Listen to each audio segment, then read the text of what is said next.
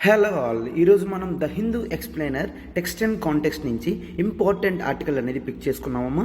ఒక్కసారి చూడండి.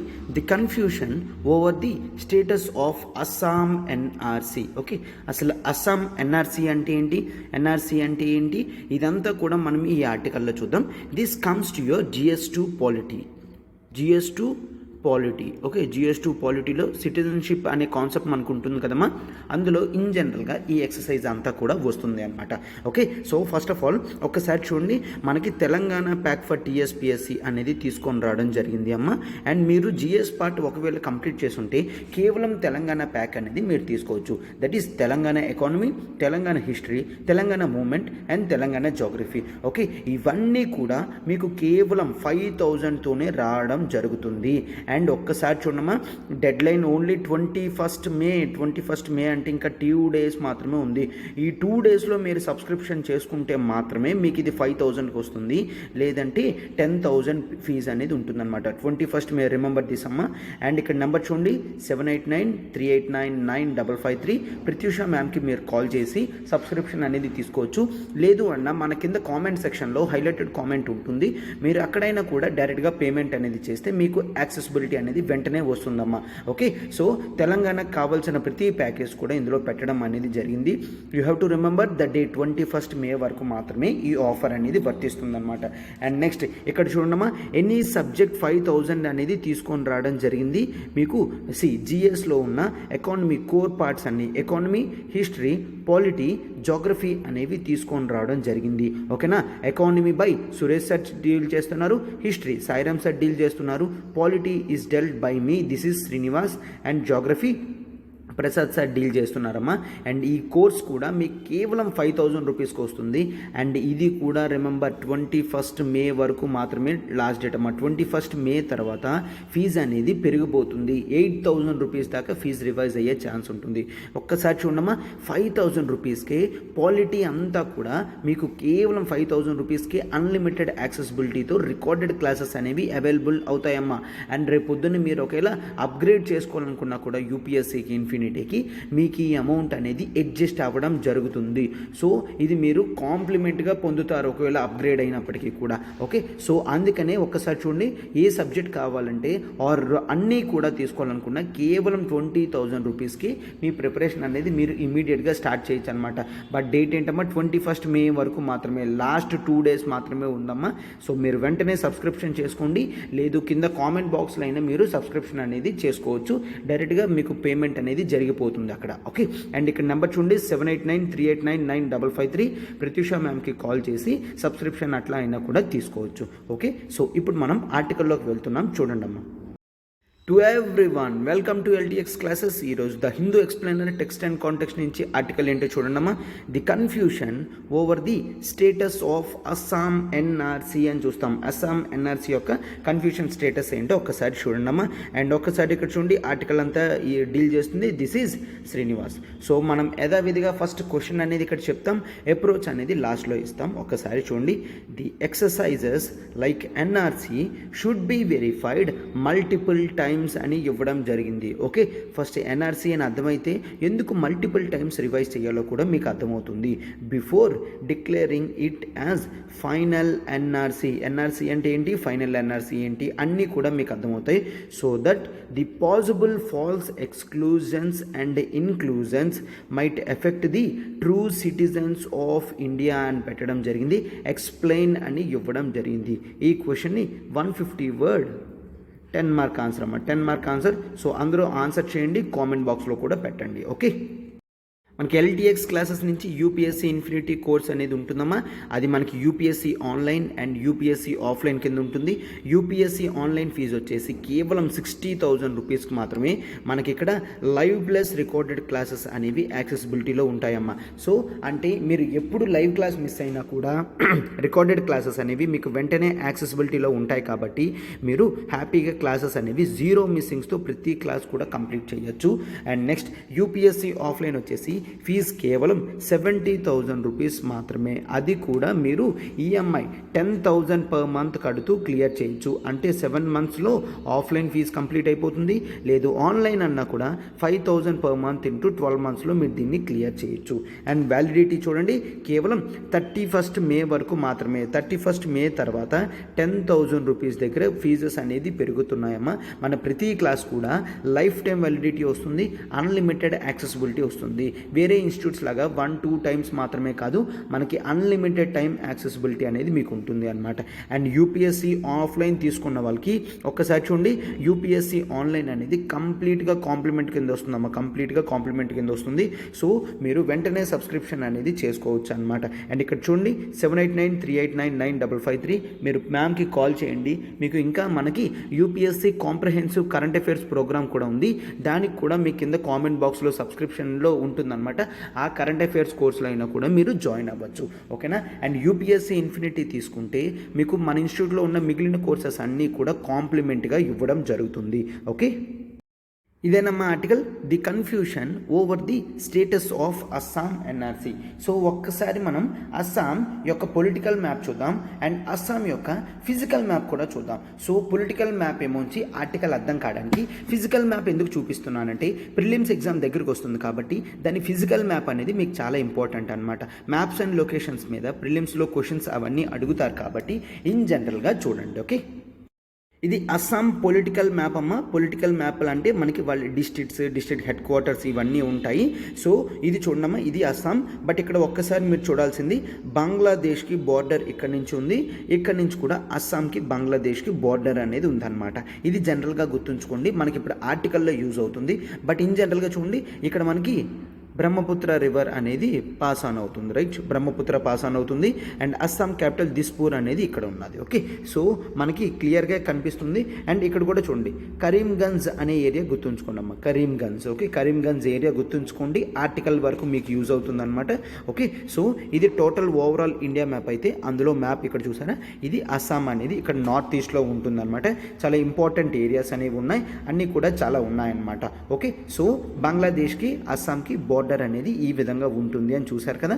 సో అయితే ఇప్పుడు మనం మన నెక్స్ట్ ఫిజికల్ మ్యాప్ అనేది చూద్దాం. ఫిజికల్ మ్యాప్ మీకు మెయిన్లీ ప్రిలిమ్స్ ఓరియంటెడ్లో మీకు బాగా యూజ్ అవుతుందన్నమాట. ఓకే, ఇదేనమ్మా ఫిజికల్ మ్యాప్. ఒక్కసారి చూడండి అస్సాంతో బోర్డర్ మనకి భూటాన్కి ఉంది, ఒక్కసారి చూసారా అరుణాచల్ ప్రదేశ్కి ఉంది, అస్సాంకి చైనాకి బోర్డర్ అనేది లేదు. ఓకే, అండ్ ఎస్ అస్సాంకి బంగ్లాదేశ్కి బోర్డర్ ఉంది అని చూస్తాము. అండ్ నెక్స్ట్ ఇక్కడ చూస్తే బ్రహ్మపుత్ర రివర్ చూసారమ్మా, బ్రహ్మపుత్ర రివర్ ఇక్కడ నుంచి ఇట్లా వెళ్ళడం అనేది జరుగుతుంది. ఇక్కడ మనకి మజూలీ ఐలాండ్ అనేది ఉంటుందన్నమాట. ఏముంటుంది, మజూలీ ఐలాండ్ అనేది ఉంటుంది. ఇది వరల్డ్లోనే హయ్యెస్ట్ రివర్ ఇన్ ఐలాండ్ అని అంటాము. ఒక రివర్లో అంత పెద్ద ఐలాండ్ ఉండడం అనేది ప్రపంచంలో ఎక్కడ లేదు. మనకి ఇక్కడ మజూలీ ఐలాండ్ అనేది బ్రహ్మపుత్రలో ఉంది. ఓకేనా. అండ్ ఇక్కడ నుంచి పాస్ ఆన్ అవుతున్న రివర్ చూడండి సంకోష్ రివర్. ఎస్, సంకోష్ రివర్ భూటాన్ నుంచి అస్సాం మీదుగా వెళ్తుంది. And Manas river, Manas river చాలా ఇంపార్టెంట్, భూటాన్ నుంచి అస్సాం వైపు వెళ్తుంది. అండ్ కామెంగ్ రివర్ అరుణాచల్ ప్రదేశ్ నుంచి అస్సాం వైపు వెళ్తుంది. ఓకే, సో ఇదంతా కూడా మనం బ్రహ్మపుత్ర రివర్ కింద చూస్తాము. అండ్ ఆ తర్వాత ఇక్కడ ఇంపార్టెంట్ చూడండి ఖచ్చర్ ప్లెయిన్స్ అనేది ఇంపార్టెంట్, బరేల్ రేంజ్ అనేది ఇంపార్టెంట్. బరేల్ రేంజ్ ఇదంతా కూడా మనం బరేల్ రేంజ్ అని అంటాము. అండ్ నెక్స్ట్ రంగ్మా హిల్స్ అనేవి ఇంపార్టెంట్, మిఖిర్ హిల్స్ కూడా చాలా ఇంపార్టెంట్. అండ్ కాజీరంగా చూడండి, కాజీరంగా నేషనల్ పార్క్ అనేది మనకు ఉంటుందన్నమాట.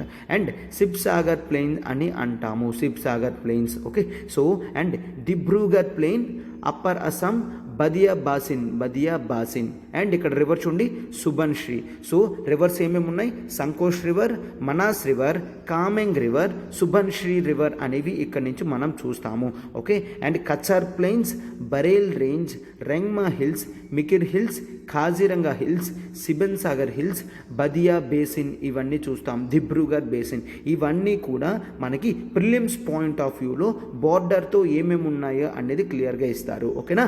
Yes Assam, yes it borders each and every north east state అని చూస్తామన్నమాట. ఓకే, అరుణాచల్ ప్రదేశ్, మేఘాలయ, నాగాల్యాండ్, మణిపూర్, మిజోరాం, త్రిపుర అన్నిటికీ కూడా అస్సాంతో బోర్డర్ అనేది ఉంటుంది. ఓకే, అండ్ నెక్స్ట్ బంగ్లాదేశ్తో బోర్డర్ ఉంది, భూటాన్తో బోర్డర్ ఉంది.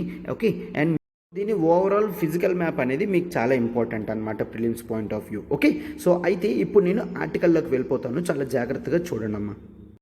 ఫస్ట్ ఆఫ్ ఆల్ ఎన్ఆర్సి అంటే ఏంటి? ఎన్ఆర్సి అంటే మనం నేషనల్ రిజిస్టర్ ఆఫ్ సిటిజన్స్ అని అంటాము. ఎన్ఆర్సి అంటే నేషనల్ రిజిస్టర్ ఆఫ్ సిటిజన్స్ అని అంటాము. ఈ ఎక్సర్సైజ్ ఎప్పుడు తీసుకొని రావడం జరిగింది అంటే యాక్చువల్లీ 1951లో ఎన్ఆర్సి అనేది తీసుకొద్దాం అనుకున్నారు. ఓకే, ఇదేంటమ్మా, ఇట్ ఈజ్ ఏ రిజిస్టర్, ఇది ఒక రిజిస్టర్ అనమాట. దీనికి ఇది సెన్సస్ అనేవి కండక్ట్ చేయడానికి ప్రతి విలేజ్లో కూడా షోయింగ్ దట్ సీరియల్ ఆర్డర్స్ అనేవి ఇస్తారు, ఈచ్ హౌస్కి నెంబర్స్ అనేవి ఇస్తారు, అండ్ ఎవరెవరు అందులో ఉంటున్నారో టోటల్ డేటా అనేది కలెక్ట్ చేస్తారు ఎన్ఆర్సీలో. నేషనల్ రిజిస్టర్ సిటిజన్స్ అంటే ఎవరైతే ఇక్కడ స్టే చేస్తున్నారో వాళ్ళ లిస్ట్ అంతా కూడా రాస్తారు. వాళ్ళు ఇండియన్ సిటిజన్స్ అయినప్పటికీ కాకపోయినప్పటికీ కూడా వాళ్ళ డీటెయిల్స్ అనేవి రాస్తారు. ఇండియన్స్ అయితే జనరల్గా సిటిజన్షిప్ అనేది ఉంటుంది, లేదు ఫారినర్స్ ఇక్కడ ఉన్నారంటే వాళ్ళు ఏ పర్పస్గా ఉన్నారో కూడా ఇన్ఫర్మేషన్ అనేది తెలుస్తుందన్నమాట. ఓకే, 1951లో తీసుకొని వద్దాం అనుకున్నారు. ఇట్ ఈజ్ ఏ రిజిస్టర్ అని మాత్రం చూస్తాము. ఓకే, సో ఇక్కడ డేటా అనేది గవర్నమెంట్ దగ్గర ఉంటుంది అనమాట. ఓకే, సో ఫస్ట్ స్టార్టింగ్ తీసుకొచ్చినప్పుడు ప్రతి స్టేట్కి కూడా ఎన్ఆర్సీ అనేది మ్యాండేట్ చేయడం జరిగింది. అండ్ ఆ తర్వాత ఫస్ట్ టైం ఓన్లీ 1951లో మాత్రమే ఆల్ ఓవర్ ఇండియాతో ఒకేసారి పబ్లిష్ అవ్వడం జరిగింది, 1951తో మాత్రమే. అండ్ ఆ తర్వాత ఎన్ఆర్సీ ఎక్సర్సైజెస్ అనేవి జరగలేదు.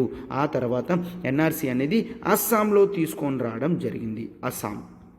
ఎందుకు అస్సాంలో తీసుకొని రావడం జరిగింది అంటే 1951 తర్వాత పార్టీషన్ అనేది జరిగింది. పార్టీషన్లో చాలామంది పాకిస్తాన్ నుంచి, మెయిన్ ఈస్ట్ పాకిస్తాన్ నుంచి అస్సాంకి వలస రావడం జరిగింది. 1951లో మనకి మేఘాలయ అని ఇటువంటి స్టేట్స్ ఏమీ లేవు, మొత్తం అంతా కూడా అస్సాం మాత్రమే ఉండేది. సో బంగ్లాదేశ్తో ఇమ్మీడియట్గా టోటల్ బోర్డర్ అనేది అస్సాం మాత్రమే ఉండేదన్నమాట. ఓకే, సో ఈస్ట్ బెంగాల్లో ఎవరైతే ఉన్నారో ఇండిపెండెన్స్ వచ్చిన తర్వాత పార్టీషన్లో అందరూ కూడా ఇండియా వైపు రావడం జరిగింది. ఆ తర్వాత నెక్స్ట్ 3-4 ఇయర్స్ వరకు కూడా అట్లానే వస్తూనే ఉంటున్నారు. సో ఈ విధంగా జరిగితే ఇల్లీగల్ మైగ్రెంట్స్ అనేవాళ్ళు ఎక్కువైపోయారు. ఇల్లీగల్ మైగ్రెంట్ ఎవరమ్మా? ఇల్లీగల్ మైగ్రెంట్ అంటే ప్రాపర్ రికార్డ్స్ లేకన్నా, ప్రాపర్ వీసా పాస్పోర్ట్ లేకన్నా కంట్రీని దాటి వేరే కంట్రీకి వెళ్తే వాళ్ళని ఇల్లీగల్ మైగ్రెంట్స్ అని అంటాము. ఇల్లీగల్ మైగ్రెంట్స్ని జనరల్గా ఏం చేస్తారు? డిపోర్ట్ చేస్తారు. సార్ డిపోర్ట్ అంటే ఏంటి? వాళ్ళు ఎక్కడి నుంచి వచ్చారో ఆ కంట్రీతో మాట్లాడి మళ్ళీ వాళ్ళని అక్కడికి పంపించేస్తారు. ఎందుకంటే మనకి లేకపోతే లార్జ్ ఇన్ఫ్లక్స్ ఆఫ్ పాపులేషన్ అనేది పెరిగిపోతుంది. లార్జ్ ఇన్ఫ్లక్స్ అంటే ఏంటి అంటే పాపులేషన్ అనేది ఎక్కువ మంది వస్తున్నారు అని మనం చూస్తామన్నమాట. ఓకే, సో పాపులేషన్ ఎక్కువ మంది వస్తుంటే ఏమవుతుంది, మనకి ఎక్కువ రిసోర్సెస్ అనేవి వేస్ట్ అయిపోతాయి. అండ్ పాపులేషన్ ఎవరైతే ఇండియాలో ఉన్నారో వాళ్ళకి ఎంప్లాయ్మెంట్ రిసోర్సెస్ కానీ అవన్నీ కూడా పడిపోతాయి. సో ఒక్కసారి మనం illegal migrants, large influx of illegal migrants యొక్క డిసడ్వాంటేజెస్ ఏంటో చూడండి అమ్మా. కాన్స్ ఆఫ్ ఇల్లీగల్ మైగ్రెంట్స్ ఏంటో ఒకసారి చూడండి. ఇక్కడ జనరల్గా ఎక్కువ మంది ఇల్లీగల్ మైగ్రెంట్స్ వచ్చేస్తే వాళ్ళు ఫుడ్ ప్రొవిజన్స్ అవన్నీ కూడా, ఫుడ్ సెక్యూరిటీ అవన్నీ కూడా ఎవరు చూస్తారమ్మా? ఎవరిది రెస్పాన్సిబిలిటీ కాదు, అవునా? సో వాళ్ళు సఫర్ అవ్వాలి. అండ్ నెక్స్ట్ ఇట్లాంటివి ఒకవేళ ఫుడ్ ప్రొవిజన్స్ అవన్నీ నేషన్ చేస్తే వాళ్ళకి హ్యూజ్ ఎక్స్పెన్సెస్ అనేవి అవుతాయి. డెవలప్డ్ కంట్రీస్కి అయితే పర్వాలేదు, కానీ డెవలపింగ్ కంట్రీస్ కానీ అండర్ డెవలప్డ్ కంట్రీస్ కానీ ఇది చాలా ఎక్కువ అవుతుంది. అండ్ నెక్స్ట్ ఇట్లా పీపుల్ వస్తున్నప్పుడు ఎవరైతే బోర్డర్స్లో ఉంటారో వాళ్ళు వచ్చిన వాళ్ళని హ్యూమన్ అబ్యూస్ చేసే ఛాన్సెస్ ఉంటాయి ఇన్ జనరల్గా. ఓకేనా, హ్యూమన్ అబ్యూస్ అయ్యే ఛాన్సెస్ ఉంటాయి. అఫీషియల్స్ అయినా చేయొచ్చు, లేదంటే లోకల్ పాపులేషన్ అయినా కూడా చెయ్యొచ్చు అని చూస్తాము. ఓకేనా, అండ్ నెక్స్ట్ వాళ్ళు ఎక్కువ వస్తున్నారంటే ఆపర్చునిటీస్ ఆఫ్ స్టేట్ అనేది పోతుంది. జనరల్గా ఏం చూస్తాం, స్టేట్స్లో ఉన్న పీపుల్కి ఆపర్చునిటీస్, ఆ రిసోర్సెస్ యూజ్ చేసి ఆపర్చునిటీస్, ఎంప్లాయ్మెంట్ ఆపర్చునిటీస్ కానీ ఇవన్నీ వాళ్ళకి రావాలి అని చూస్తాం. బట్ ఇప్పుడు వాళ్ళకి రాకన్నా ఇల్లీగల్ మైగ్రెంట్స్కి వస్తున్నాయంటే వాళ్ళకి జాబ్ ఆపర్చునిటీస్ అనేవి పోతాయి. ఓకేనా. ఒకసారి చూడండి, నేటివ్ సిటిజన్ ఉన్నాడంటే ఒక 1 hour కష్టపడడానికి అట్లీస్ట్ ఒక 200 అడుగుతాడు. బట్ ఒక ఇల్లీగల్ మైగ్రెంట్ ఉన్నాడంటే 1 hour కష్టపడడానికి 50 రూపీస్ ఇచ్చినా కూడా చాలు, వర్క్ చేస్తాడు. సో దీంతో మనం లోకల్ రెసిడెంట్ని తీసుకుంటామా, ఇల్లీగల్ మైగ్రెంట్ని తీసుకుంటామా? ఇన్ జనరల్గా ఇల్లీగల్ మైగ్రెంట్ తీసుకుంటాం. ఎందుకంటే ఇల్లీగల్ మైగ్రెంట్ అనేవాడు ఇల్లీగల్గా వచ్చాడని మనకు తెలియదు, వాడికి వర్క్ మాత్రమే కావాలి కాబట్టి వాడు మన దగ్గరికి వస్తాడు, వాడికి వర్క్ ఇచ్చి లీస్ట్ అమౌంట్లో చేస్తూ ఉంటాము. సో ఇలా అయిన తర్వాత ఏమైంది, జనరల్గా పాపులేషన్ అనేది పెరిగిపోతుంది. పాపులేషన్ పెరిగిపోవడం వలన అబ్జర్వ్ చేస్తే చాలామంది ఇల్లీగల్గా ప్రజెంట్ డే ఉన్న బంగ్లాదేశ్ నుంచి వస్తున్నారు అని తెలిసింది. అప్పుడు జనరల్గా ఏంటి, 1971 వార్ అయింది. 1971 వార్ టైంలో ఇంకా ఎక్కువ మంది పీపుల్ అనేవాళ్ళు ఇన్ఫ్లక్స్ అవుతున్నారు. ఇన్ఫ్లక్స్ అంటే రావడం అమ్మ, ఓకే, ఇన్ఫ్లక్స్ అంటే రావడం. సో ఇంకా ఎక్కువ మంది పీపుల్ ఇన్ఫ్లక్స్ అవుతున్నారు అని చూసాము. అప్పుడు 1979లో యాజిటేషన్స్ అనేవి స్టార్ట్ అయ్యాయి. 1979, ఓకే, ఎస్ ఏంటమ్మది 1979 నుంచి 1985 వరకు చాలా ఎక్కువ డిపోర్టేషన్ కూడా చూడడం జరిగింది. Okay, the phase of 1979 to 1985ని మనం జనరల్గా అస్సాం మూమెంట్ అని అంటాము. అస్సాం మూమెంట్లో చాలా వరకు స్టూడెంట్స్ కూడా పార్టిసిపేట్ చేయడం జరిగింది. ఎవరమ్మా ఎక్కువ మంది? All Assam students union, all Assam students union. ఎందుకంటే స్టూడెంట్స్ అందరూ ఫీల్ అవ్వడం స్టార్ట్ అయ్యారు. ఏంటి అంటే ఉన్న రిసోర్సెస్ అన్నీ కూడా ఇల్లీగల్ మైగ్రెంట్స్ ఎక్కువ యూజ్ చేసుకోవడం వలన లోకల్ రెసిడెంట్స్ ఎవరైతే ఉన్నారో వాళ్ళకి ఛాన్సెస్ అనేవి రావడం లేదు అని చూసామన్నమాట. ఓకే, అండ్ ఆ తర్వాత they concluded one accord that is called Assam accord. So Assam accord అనేది ఎవరెవరికి జరిగిందో చూడమ్మా. అస్సాం అకార్డ్ అనేది సెంట్రల్ గవర్నమెంట్కి, తర్వాత ఆల్ అస్సాం స్టూడెంట్స్ యూనియన్కి and Assam Gana Parishad. Okay, Assam Gana Parishad. So ఈ అస్సాం గణ పరిషత్ అనేది ఒక పొలిటికల్ అవుట్ఫిట్ అనమాట. Okay, political organisation, political party. Assam Gana Parishad, Assam all Assam students union and central government వీళ్ళందరూ కలిసి 1985లో అస్సాం అకార్డ్ అనేది పెట్టుకోవడం జరిగింది. ఈ అస్సాం అకార్డ్ ప్రకారం ఏంటి అంటే సెంట్రల్ గవర్నమెంట్ ఒప్పుకుంది. ఏంటి, 1971 మార్చ్ 25 అనేది డెడ్ లైన్ ఇస్తా, మార్చ్ 25. ఎందుకంటే ఆ రోజు లిబరేషన్ ఆఫ్ బంగ్లాదేశ్ అనేది జరిగింది. అంతకు ముందు ఎవరైతే వచ్చారో వాళ్ళకి సిటిజన్షిప్ అనేది ఆర్టికల్ 5, ఆర్టికల్ 6 ప్రకారం సిటిజన్షిప్ యాక్ట్ అనేది ఉంటుంది కదమ్మా. మనకి సిటిజన్షిప్ యాక్ట్ 1955 ఉంటుంది. దాన్ని అమెండ్ చేస్తూ చెప్పడం అనేది జరిగింది. ఏంటి, 1971 ముందు వరకు వచ్చిన వాళ్ళకి సిటిజన్షిప్ ఇస్తాము అండ్ ఆ తర్వాత వచ్చిన వాళ్ళకి సిటిజన్షిప్ అనేది ఇవ్వబడదు అని చెప్పడం జరిగి ఈ అస్సాం అకార్డ్లో సో మనము ఎన్ఆర్సీ ఎక్సర్సైజ్ అనేది చేస్తాం అండ్ అది కూడా ఎక్కడ, కేవలం అస్సాంలో మాత్రమే చేస్తామని 1985లో చెప్పడం జరిగింది అన్నమాట. ఓకే, సో వీళ్ళందరూ గవర్నమెంట్ ఏంటి, అస్సాం మేము ఎన్ఆర్సీ ఎక్సర్సైజ్ అనేది అస్సాంలో చేస్తామని చెప్పడం జరిగింది. ఆ తర్వాత చాలా రోజులు అయ్యింది కానీ ఎటువంటి ప్రాసెస్ కూడా స్టార్ట్ చేయలేదు. అప్పుడు మళ్ళీ students, all Assam students union కానీ వీళ్ళందరూ కూడా సుప్రీం కోర్టుకి అప్రోచ్ అవ్వడం జరిగింది. సుప్రీం కోర్టుకి అప్రోచ్ అయితే సుప్రీం కోర్టు 2014లో జనరల్గా వర్డిక్ట్ అనేది ఇచ్చింది. ఏంటి, అండర్ ఇట్స్ కంట్రోల్, అంటే సుప్రీం కోర్ట్ కంట్రోల్లో మీరు ఏదైతే ప్రామిస్ చేశారో ఎన్ఆర్సీ ఎక్సర్సైజ్ ఇన్ అస్సాం అనేది వెంటనే స్టార్ట్ చేయాలి అని చెప్తే అప్పుడు ఎన్ఆర్సీ ఎక్సర్సైజెస్ అనేది వెంటనే అస్సాంలో స్టార్ట్ చేయడం జరిగింది. ఓకే, సో ఆ తర్వాత డేటా అంతా కూడా కలెక్ట్ చేయడం స్టార్ట్ చేశారనమాట. ఒక్కసారి చూడండి. ఈ ఎన్ఆర్సీ ఎక్సర్సైజ్లో ఏమవుతుందమ్మా, ఆల్రెడీ సిటిజన్షిప్లో ఉన్న వాళ్ళు ఓకే అండ్ ఎవరైతే మిగిలిన వాళ్ళు ఉన్నారో they have to prove themselves as citizens of India. వాళ్ళు కూడా సిటిజన్స్ అని ప్రూవ్ చేసుకోవడానికి వాళ్ళు ఏమైనా చూపిస్తూ ఉండాలన్నమాట. ఆర్టికల్ ఇవి వాళ్ళ దగ్గర ఉన్న ప్రూఫ్స్ కానీ అవన్నీ చూపిస్తే మాత్రమే వాళ్ళని సిటిజన్స్ ఆఫ్ ఇండియా కింద కన్సిడర్ చేస్తారు. లేదు అంటే one has to reach foreigners tribunals. Okay, foreigners tribunals acts అనేవి పెట్టడం జరిగింది. ఈ ఫారినర్స్ ట్రిబ్యునల్స్ యాక్ట్స్ అనేవి కేవలం ఈ ఎక్సర్సైజ్ చూడడానికి, ఈ ఎన్ఆర్సీ ఎక్సర్సైజ్ అనేది జరుగుతుందో లేదో అనేది చూడడానికి మాత్రమే పెట్టడం అనేది జరిగిందనమాట. ఏంటమ్మా, ఫారినర్స్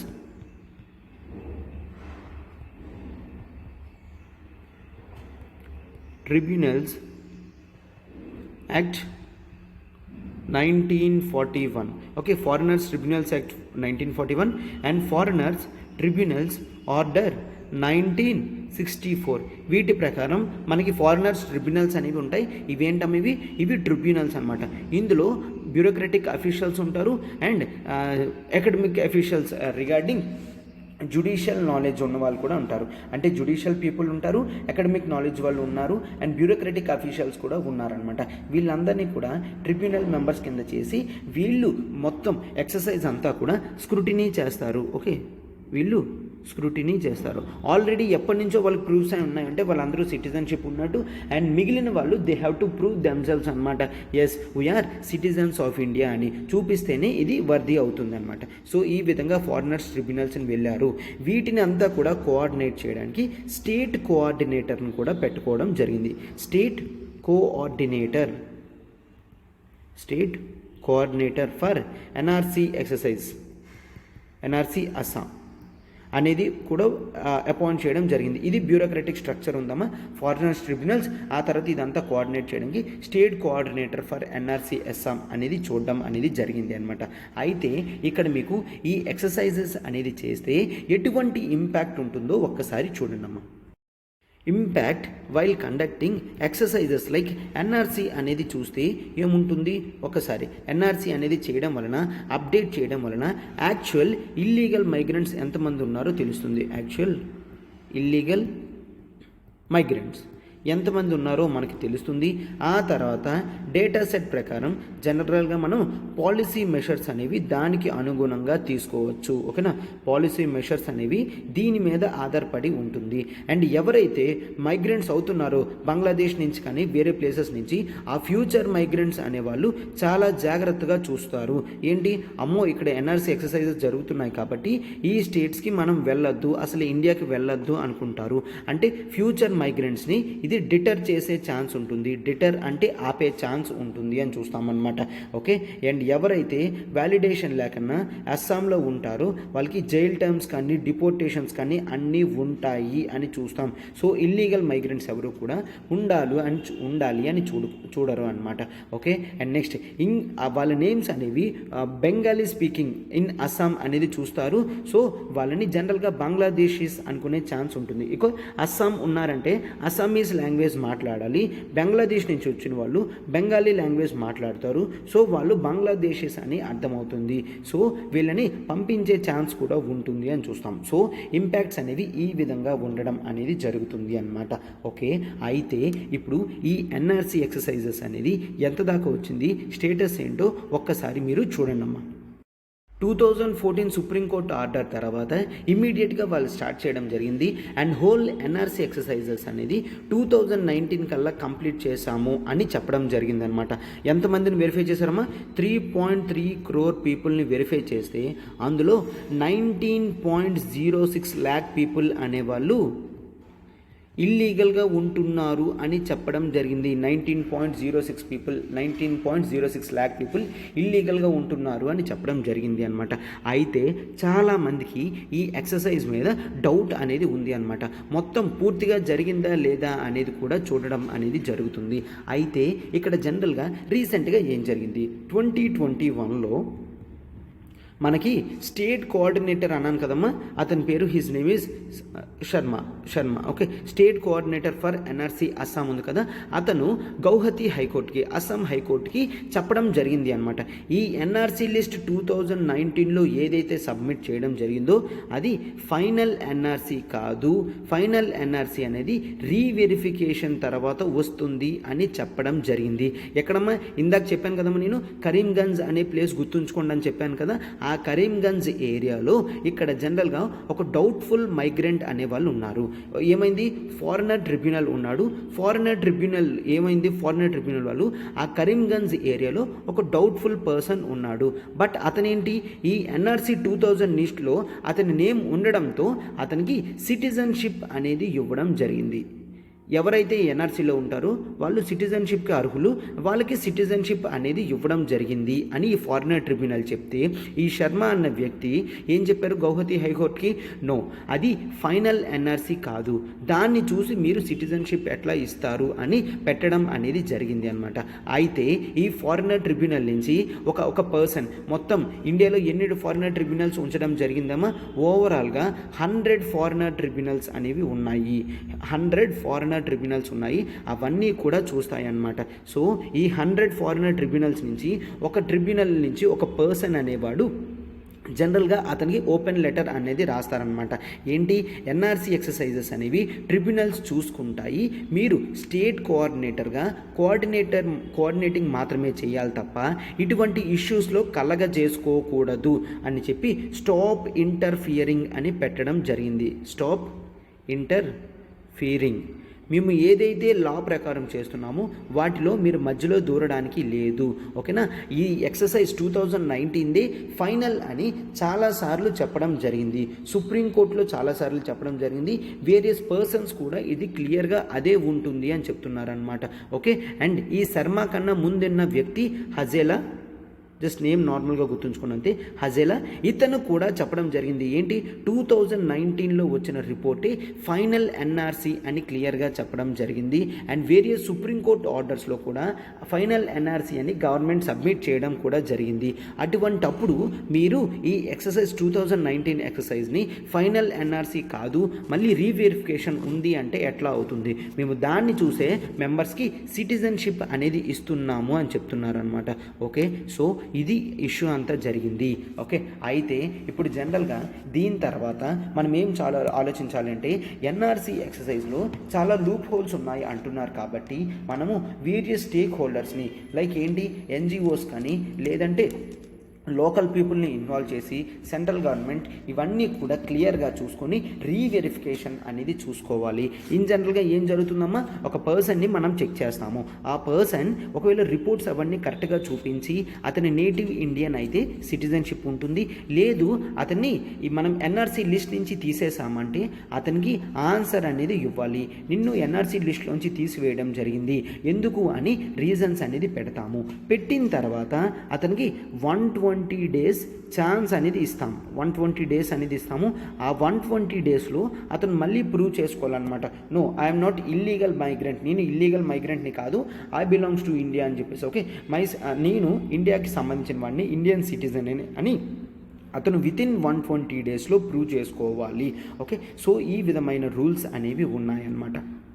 సో అయితే ఇక్కడ అస్సాం గవర్నమెంట్ ఏం చెప్తుంది అంటే, అస్సాంలో బీజేపీ లెడ్ గవర్నమెంట్ ఉంది, వాళ్ళు ఏం చెప్తున్నారంటే ఏదైతే బార్డరింగ్ స్టేట్స్ ఉన్నాయో అక్కడ అట్లీస్ట్ 20% ఆఫ్ నేమ్స్ అనేది ఫాల్స్ ఇంక్లూషన్స్ అండ్ ఎక్స్క్లూషన్స్ జరిగాయి, అండ్ రిమైనింగ్ ప్లేస్లో అట్లీస్ట్ ఒక 10% అయినా ఫాల్స్ ఇంక్లూషన్స్ అండ్ ఎక్స్క్లూషన్స్ ఉంటాయి అని చెప్పడం జరిగింది. సో ఎక్సర్సైజ్ని అంతటినీ కూడా రీవెరిఫికేషన్ చేయడం అనేది మంచిది అని చెప్తున్నారనమాట. అండ్ నెక్స్ట్ జనరల్గా ఏం చెప్తున్నారు, ఓకే మేము దీన్ని రీవెరిఫికేషన్ చేస్తే ఇంకా క్లియర్గా తెలుస్తుంది అని కూడా చెప్పడం జరిగింది. బట్ ఇక్కడ ఏంటి అంటే ఇంపార్టెంట్, ఎవరైతే వాళ్ళందరినీ వదిలేశారో అట్లీస్ట్ ఒక 21 lakh పీపుల్ దగ్గర బయోమెట్రిక్స్ అనేది తీసుకోవడం జరిగింది. ఎందుకు, ఆధార్లో ఎన్రోల్మెంట్ చేయడానికి అనమాట. ఓకే, సో అయితే వాళ్ళని ఒకవేళ నిజంగా పంపించేస్తే, డిపోర్ట్ చేస్తే ఈ డేటా అంతా డిలీట్ చేస్తారా, ఏం చేస్తారు? ఒకవేళ ఇంక్లూషన్కి వచ్చారంటే వాళ్ళకి ఆధార్ కార్డు అనేది ఇవ్వండి, వాళ్ళు నిజంగా డిపోర్టేషన్ చేస్తున్నారంటే ఈ డేటాని పూర్తిగా ఇరేజ్ చేయండి అని కూడా చెప్పడం అనేది జరిగింది అనమాట. ఓకే, ఆర్టికల్ అంతా కూడా మనం నీట్గా డీటెయిల్డ్గా పెట్టడం అనేది జరిగిందమ్మా. సో ఒక్కసారి మనం ఇప్పుడు క్వశ్చన్లోకి వెళ్ళిపోతున్నాం, చూడండి అమ్మా. అండ్ మీకు జనరల్గా క్వశ్చన్ ఏంటి అంటే కామెంట్ బాక్స్లో అస్సాంలో ఉన్న నేషనల్ పార్క్స్ ఏంటో ఒకసారి టైప్ చేసి కింద కామెంట్ బాక్స్లో పెట్టండి అమ్మా. ఓకే, అస్సాంలో ఉన్న నేషనల్ పార్క్స్. ఓకే. సో అందుకే క్వశ్చన్ అనేది నేను ఈ విధంగా ఇచ్చాను. ఏంటి? The exercises like national register of citizens should be verified. అది ఎన్నిసార్లు మల్టిపుల్ టైమ్స్ వెరిఫై చేసిన తర్వాత ఫైనల్ ఎన్ఆర్సీ అనేది ఇవ్వాలి. సో అప్పుడు మాత్రమే ఫాల్స్ ఎక్స్క్లూషన్స్ కానీ ఫాల్స్ ఇన్క్లూషన్స్ కానీ ఇవన్నీ పోయి ట్రూ సిటిజన్స్ మాత్రమే ఇండియాలో ఉండే ఛాన్స్ ఉంటుంది అని ఎక్స్ప్లెయిన్ అని పెట్టడం జరిగింది. సో ఇక్కడ మనం ఫస్ట్ ఏం స్టార్ట్ చేస్తామమ్మా? ఇంట్రడక్షన్ అనేది పెడతాం. ఇంట్రడక్షన్లో 1951లో ఎన్ఆర్సీ ఎక్సర్సైజ్ అనేది తీసి ఫుల్ ఫ్లెడ్జ్డ్ పబ్లిషింగ్ అనేది 1951లో చెప్పడం జరిగింది. ఆ తర్వాత పెట్టలేదు అని చూస్తాం. అండ్ 1985 అకార్డ్ ప్రకారం అస్సాంలో మాత్రమే ఎన్ఆర్సీ అనేది పెట్టడం జరిగింది అని పెడతారు.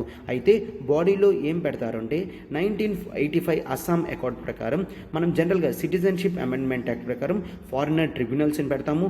ఫారినర్ ట్రిబ్యునల్స్ ఆర్డర్స్ అనేది పెడతాము. దీంతో హోల్ ఎక్సర్సైజ్ అనేది స్క్రూటినీ జరుగుతుంది అని చెప్తాము. అండ్ ఈ ప్రాసెస్ అంతా రాస్తారనమాట. ప్రతి వ్యక్తి కూడా తను నేటివ్ ఇండియన్ సిటిజన్ అనే ప్రూవ్ చేసుకునే ఛాన్స్ ఉంటుంది. ఒకవేళ లేకపోతే 120 days అనేది ఛాన్స్ ఉంటుంది. అంతటి లోపల అతను ప్రూవ్ చేసుకోవాలి అని చెప్తాము. 2014లో సుప్రీంకోర్టు అడగడం జరిగింది అనమాట. అండర్ అస్సాం అకార్డ్ 1985 ప్రకారం మీరు ఫైనల్ ఎన్ఆర్సీ ఇన్ అస్సాం అనేది తీసుకొని రావాలి. దాన్ని ఇంకా తీసుకొని రాలేదు అని అడిగితే ఆ తర్వాత పెట్టడం జరిగింది అని కూడా మనం రాస్తాము. ఓకే. అండ్ ఆ తర్వాత షుడ్ బి వెరిఫైడ్. ఆ ఎన్ఆర్సీ ఎక్సర్సైజ్ అనేది మల్టిపుల్ టైమ్స్ వెరిఫై చేయాలి అని పెడితే మన రీజన్స్ అనేది రాస్తామన్నమాట. ఎందుకు అంటే చాలాసార్లు టెక్నికల్ ఎర్రర్స్ అనేవి వస్తూ ఉంటాయి. సో ఫైనల్ ఎన్ఆర్సీ అనేది వితౌట్ వెరిఫికేషన్స్తో మనం రిలీజ్ చేయకూడదు అని చూస్తాము. అండ్ ట్రూ సిటిజన్స్కి నిజంగా ఛాన్స్ అనేది ఇవ్వాలి అని పెడతామన్నమాట. ట్రూ సిటిజన్స్కి ఛాన్స్ అనేది ఇవ్వాలి. వాళ్ళ దగ్గర డేటాస్ కానీ రిసీట్స్ కానీ ఇవన్నీ కూడా ఉండకుండా ఉండే ఛాన్స్ ఉంటుంది. అండ్ నెక్స్ట్ జనరల్గా మనం ఏం చూస్తాము? టెక్నికల్ ఎర్రర్స్తో పాటు కంప్యూటర్ ఎర్రర్స్ కూడా జనరల్గా చూస్తాం. హ్యూమన్ ఎర్రర్స్ కూడా చూస్తాము.